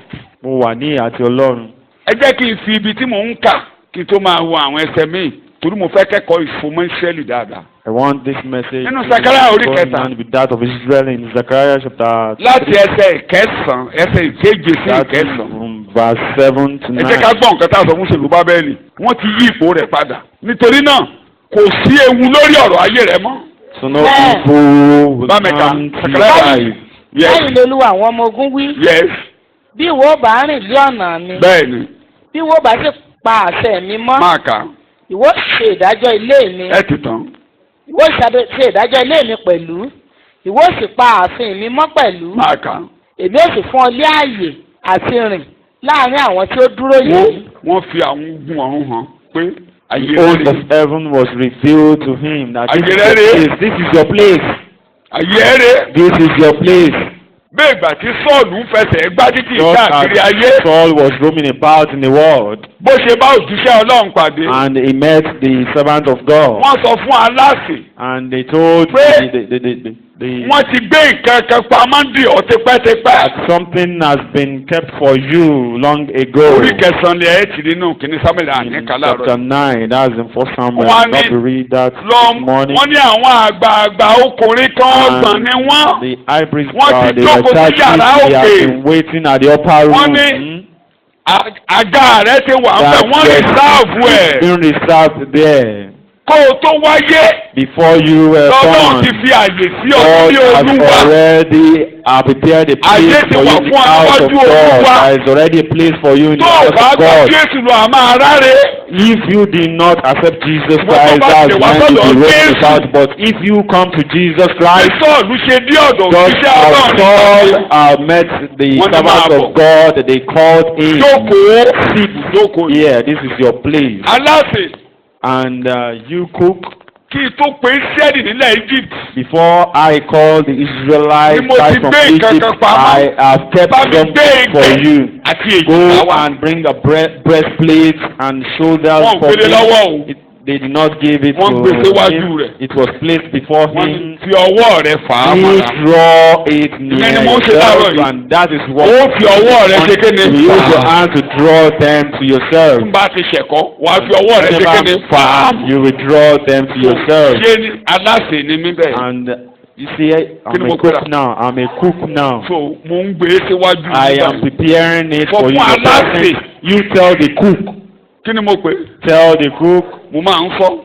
I do Àbí say tẹ́lẹ̀ mi it mi lọ́wọ́ ẹ jẹ́ whenever you want to ẹ hinder jẹ́ kí n me. ṣe bẹ̀. Let me cook Kí àwọn ọmọ mi máa fi this jẹun food that ní my Sunday, má dì children mí lọ́wọ́. will eat on a Sunday. Don't disturb me. mo fẹ́ gúnyán tì í. I want to prepare a pounded yam. Yes, With yes, it, yes. let me prepare this food very mo ti well. kórìí bẹ́ẹ̀ ní Then alẹ́ àná ọ̀rẹ́ mi kan ló ń wá mi bọ̀ mo ti fẹ́ ó lóun my ti mọ̀ friend tó wà wanted ó to lóun come mọ̀. and greet me, wanted to mo come ṣáà and gún ẹ̀ visit me. ìgbà I tí mo wá told jáde him, sí and gbàtà kiri I díẹ̀ mo ní mo ti lọ ó lóun told ti mọ̀ him pé tí that mo bá I- jí kóun lé láàárọ̀ ni. told him that, and he already know that I Jẹ́ kí will mi leave fi house. ibẹ̀ ẹ̀gúsí tó Let dáa me prepare a good kí n soup fi for ṣápá them sí and prepare it ọbẹ̀ a èdè la máa ń gbé delicious lọ́dọ̀ wa meal. ẹ kí rí ṣápá rí o tẹ́ ẹ bá kiri ẹ bá mi rà o mo máa ń jẹ o ó máa ń dì mọ́ iyán ni vegetable ni o ó dáa gan. It's a vegetable. It's very good. so tán bá ti ṣe mo ń whenever ṣe I been dáadáa prepared, mo ń ṣe dáadáa. I do prepare. tó bá tó fẹ́ pàtàkì ẹ̀ and mo tún lè fi kan yín sí. I want to make it special. I might put, I might garnish it very well. iye yẹn òkùnkùn kò ní jù kékeré. The pounded yam might be small. wo kó má ní námọ̀ If kó má ní ẹja skin skin is not there, but ọ̀dẹ̀ ọ̀rọ̀ máa fún òkèlè. if I garnish it with this, má ronú magi o don't think jẹ́ about kí irú ṣẹ̀wọ̀n síbẹ̀. this thing. Just allow local spin. kí mo ní kó ṣẹ̀wọ̀n síbẹ̀ jẹ́ kí irú ṣẹ̀wọ̀n síbẹ̀. Just garnish it with local má fi spin. yọ̀bá tiẹ̀ jẹ́ o. Don't boil it with salt. nìkan ló kọ́ wa ní kìnnìkan ní. Someone taught nígbà tá a ṣe us psychology. while we were doing psychology then. tó bá ti gbé síwájú ẹ̀ báyìí. Said when salivation ẹnu ẹ̀ á máa dà tọ́. so aláṣẹ ni mi báyìí. I'm a cook right now. so eléyìí tí mo ti sè ni mo ń gbé So all síwájú. what I've cooked is what I'm placing before you Ọlọ́run right ti ṣe now. pamọ́dé àwọn ní kí mi. God has already ìyẹn ni mo ń has gbé already síwájú ẹ̀ said, láàárọ̀ yìí. that's why I'm placing pé it before you àyè this wà morning. fún ọ níwájú And olúwa. now they sit in the presence of God. Ọlọ́run ti ṣètò di ọkọ God tó has wáyé. already placed, has already prepared Sọ́fíìsì Ọlọ́run ti place ṣètò for you. níbi kí n tó wáyé. God has already made Ó ti fún plans mi ní for àyè you. nílé olúwa. He has already made plans for you. He has already Ó ti fún mi prepared ní àyè place in the house níwájú of olúwa. God. He has already prepared place in the Ìhà house of God olúwa for ni you. mo wà. You are in the Lord's Ìhà side. olúwa ni mo You wà. are in the Lord's Ìhà side. olúwa ni mo You wà. are in the Lord's side. Amen. Amen. Ìgbà tí ẹ̀rù ń bà Mósè. When Jẹ́ tó máa kó yé wa. Mósè yes, bẹ̀rù. Moses Ọlọ́run ní wàá pa was gbogbo Ísírẹ́lì run. and Ọ̀dà má God pa said wọn. he's going to Ọ̀dà jẹ́ kí n rí ògo destroy the rẹ̀. Israelites and then Ògo mi ò ṣòro ó rì. let me see Ṣùgbọ́n your tó bá rí mi glory. wà You kú will dànù. see my glory, but if you Ọ̀dà. see my glory, you will die. Ibì kan wà ní ẹ̀bá. And God hid him. Màá fi ọ́ síbi tó wà lẹ́bàá ọ̀dọ̀ mi yẹn. I will Orí àpáta ni. you. Ṣùgbọ́n màá fọ́ àpáta yẹn sí The méjì. rock, but Màá I fi ọ́ will pamọ́ eat sẹ́nu the rock, pàlàpàlà. and I will eat you inside this rock. Wọ́n ní Mósè ire mi á wá máa kọjá màá dọwọ́ bọ̀ lójú. And my Ìdọwọ́bò lójú ti weakness kú. Mósè ni wọ́n dọwọ́ bò never lójú. see. Moses was healed. Àwa ń wo Ọlọ́run lónìí láìsí ìbò. We are looking at Láìsí kí Jesus gbogbo Christ ẹni without ìbò. being veiled, without Torí Jésù shame. gòkè lọ. Because Jesus Christ Èdè wa has said, jáde sí pé and ìwọ all came to jókòó him that ní. he seat here. Ó jí wa dìde And pẹ̀lú he was rẹ̀. being resurrected. Ó mú wa He was being jókòó resurrected, pẹ̀lú and he made us to Jésù sit nínú with kéne. Jesus Christ in the heavens. Sọ bẹ́ẹ̀ ipò mi ti yí padà. And my place has changed. Ipò mi ti yí My padà. status has changed. Mo wà ní ìhà ti Olúwa. I am in the Lord's Mo side. wà ní ìhà ti I Olúwa. am by the Lord's Mo wà side. ní ìhà ti I am Olúwa. by the Lord's side. Mo wà ní ìhà ti I am Olúwa. by the Lord's side. Ní orúkọ Jésù Kristi. Olúwa wa ni agbára. Máa tẹnu mọ́ o. Continue to Pé ìhà emphasize Olúwa it, ló wà o. that you are the Lord's side. Nítorí bẹ́ẹ̀, For ó this kọ́lé, reason, ó you gbé build lówó. a house and you will Ó gbin ọgbà àjàrà. Ó You jẹ will nínú cultivate your vineyard and you will reap out Sọ̀tà of bá it. ti ní àṣẹlù ló máa ṣe. Sọ fún If pé the enemy say you just Mo labor dúpẹ́ o. in vain, you tell him, sọ fún pé mo you wà ní tell ìhà him, ti. I am in the Lord's side. Àkọọ́lẹ̀ mi tó dáhùn pé. And Olúwa bá another ń bẹ writing fún wa. that if God is for us, Yóò. if God be for us, Tani yóò kọ ojú ìjà. who can be against us? Ó wá lu ẹsẹ̀ kan lábẹ́. And he Ó ní used kúrú ọba fi Jésù ta ọ lọ́rẹ̀. that if Ó ní kí ló kú God ọyẹ́ gives you tó máa Jesus, yóò ní what fi fún ọgbọ́n remains for rẹ̀. you that will never give Mi you. ò ní ráre láyé mọ́. I will never toil Mo ní Jésù. again. Mo As ti I ní pass ìdè. Jesus Christ, I Mo have ní life. ìdè. I have life. Mi ò ní ráre láyé. I will never toil. Mi ò ní tọrọ láyé. Never borrow. Mi ò ní fọwọ́ sálẹ̀. I will never Mo toil. ní ìyè. I have life in Mo me. ní ìyè. Have life in me. Ní orúkọ Jésù Kristi. In Olúwa wa ni mo Jesus' right name, gbàdúrà. our Lord, we pray. Kókó tó kẹ́yìn. The last point. Ó bímọ mẹ́ta. Ọmọ mẹ́ta ni mo lè túnbára yìí. Túnbára. Under this topic, Kókó kékeré tó kù lábẹ́. Ọmọ mẹ́ta ló kó lọ́wọ́. Ṣùgbọ́n kókó ọ̀nì mo pé. Ṣé ẹ rí torí gbogbo ohun tí mo ti fẹnu kàn yìí? Torí àti yọwọ́ ẹ̀ṣẹ̀ kúrò lọ́wọ́ rẹ̀. The sin has been removed from your A ti life. di ìgbèkùn ní. Ṣé o ti gbọ́? A ti lé ọ̀tá rẹ lọ. Your enemy A ti yí ẹ̀yìn ọ̀tá rẹ padà. Your enemy has been mo sent wà away. ní ìhà ti I am Olúwa. on the Lord's side. Bólú wà báyìí. What about you? Where Nítorí are bẹ́ẹ̀, you? For this gbogbo ohun reason, tó jẹ́ ohun ìní tìrẹ. all my possessions, tó jẹ́ ohun ìní tìrẹ. all your yóò possessions, tẹ̀ ọ́ lọ́wọ́. you will possess them. Wòlíì Ọbádáyà ló ní kó sọ fún wọn. Prophet Obadiah told pé ẹ ti them ti ìgbèkùndé o. that you nígbà have tẹ́ bá ti become ìgbèkùndé. whenever you return to Ẹsẹ̀ 17. captivity in verse lórí òkè Síónì. at the mountain of ìgbàlà yóò ti bẹ̀ Zion, jáde. salvation will ní ìgbà die. táwọn èèyàn bá ti rí ìgbàlà. And whenever people have been táwọn èèyàn bá saved, ti ń bọ́ lọ́wọ́ whenever ẹ̀ṣẹ̀. people have been delivered tí a bá from ti ń sin, wọ ẹ̀ṣẹ̀ wọn. whenever their sin has tí a bá ti mú wọn wá sí ìhà ti Olúwa. if they gbogbo have àwọn ọmọ been Ísírẹ́lì ilé Jákọ́bù all the yóò ní people ìní of wọn. Jacob, they will possess ẹ̀ka their bíbélì là ń possession. kà mo fẹ́ kí ṣùgbọ́n bíbélì ìgbàlà yé. yóò wà lórí òkè Síónì ìgbàlà ìgbàlà yóò Salvation, sì jẹ́ mímọ́. ìgbàlà. salvation. mo ń bọ̀ mọ́kàn ti túkà mo fẹ́ yàbàrà mo máa ń fẹ́ yàbàrà torí orí mi tẹ́ ẹ máa bá pàdé ẹlòmíì lára yín sì máa sábò lọ sísẹ́ ìmọ̀ọ́sẹ̀ lọ yẹn. ṣé ẹ̀rí mọ Zion yẹn nílùú Dáfídì yẹn adébẹ̀ That's adúlé Mount Zion. àmàtẹ́ ń lọ o ó ṣàrà ìṣẹ̀kọ́ God there níbi and, láti lọ pé nítorí náà ẹni bá ti ní ìdí èsì orí òkè bí tá à ń lọ yìí ibẹ̀ ní ìdáǹdè wà. That's very place. That's where freedom is. ní ìhà I wọn ní know. kí gbàlà bá ti dé Jésù ló lùgbàlà. Jesus Christ is the deliverer, is our savior. orí òkè ibẹ̀ ní orí òkè ibẹ̀ ní. And that very mountain top is ẹ ò kì í ṣe orí òkè yìí not this kì í ṣe mountain, orí òkè yìí. not Abẹ́ this ìkànnì other òkè yìí. mountain. Ee o Don't you read àwọn it in tí ó the bá Bible? àwọn tó bá ń ṣe lọ yóò máa ṣe nínú kẹ́ni. Those that Yes, worship yes, the Lord yes. will worship Him So, in spirit ìgbà and tí in truth. Jésù bá ti dé When Jesus Christ tí àwọn ẹ̀ṣẹ̀ arrives, kúrò lórí ọ̀rọ̀ rẹ and sin is being removed over your life, tó di ìgbèkùn ní and ìgbèkùn captive is being left tó captive, lé ọ̀tá lọ and the tó wá enemy diwọ́ rẹ mú tears báyìí, away and tó mú ọ hold wá sí your ìhà hand Olúwa. and bring you to the Lord's side. ìrètí àgbékawájú rẹ Your goodness has been placed Fọwọ́ rẹ before fà á you, mọ́ra. you draw them near. gbogbo ìní rẹ láyé yóò tẹ̀ ọ́. All your means, you will get them. ìyẹn ni jẹ́ kẹ́ ẹ ríbi tẹ́ ẹ dé yìí. ire yín Where you are inú ìrere ló wà o. Your goodness, your good things. bẹ́ẹ̀ bá ti ń fọwọ́ ṣiṣẹ́ ìrere Whenever you do the work of gbogbo tó God, tẹ̀sí ẹ láyé yóò tẹ̀ ọ́ lọ́wọ́. whatever is yours, you will give them. túmọ̀ ẹsẹ̀ yẹn nìyí. That's the meaning of that scripture. túmọ̀ ẹ nìyí. That's the meaning of the so ibi scripture. tẹ́ ẹ dé yìí o. So where you are, where you get to now, I don't know your possession what you want to possess yóò now. mọ ohun ìní rẹ, ohun tí o fẹ́ gbà. A gbogbo young ìní rẹ. boy may want to possess his promotion to DSS. Ọmọ kékeré kan, ọ̀dọ́mọ kékeré kan lè fẹ́ gba ìgbéga sí His present ìpele possession mìíràn. now will be to pass school. Ohun ìní rẹ̀ lè jẹ́ láti Your possession today ayọ̀ may nínú be to get ìdánwò rẹ̀. admission to the best Ohun university. ìní rẹ̀ ohun ìní Federal ẹlòmíì lè university in the jẹ́ country. láti ní admission sí ilé-ìwé gíga. Your possession today may be to marry. Ohun ìní rẹ̀ lè jẹ́ láti Your ní aya. possession today may be to build a house, to Ohun buy a ìní car. rẹ̀ lè jẹ́ láti Your kọ́lé tàbí possession láti ra mọ́tò. today may be to have a boy or Ohun a ìní girl. rẹ̀ lè jẹ́ láti bímọ. Your possession today may be your head. Ohun ìní rẹ̀ lè jẹ́ ìlera rẹ̀.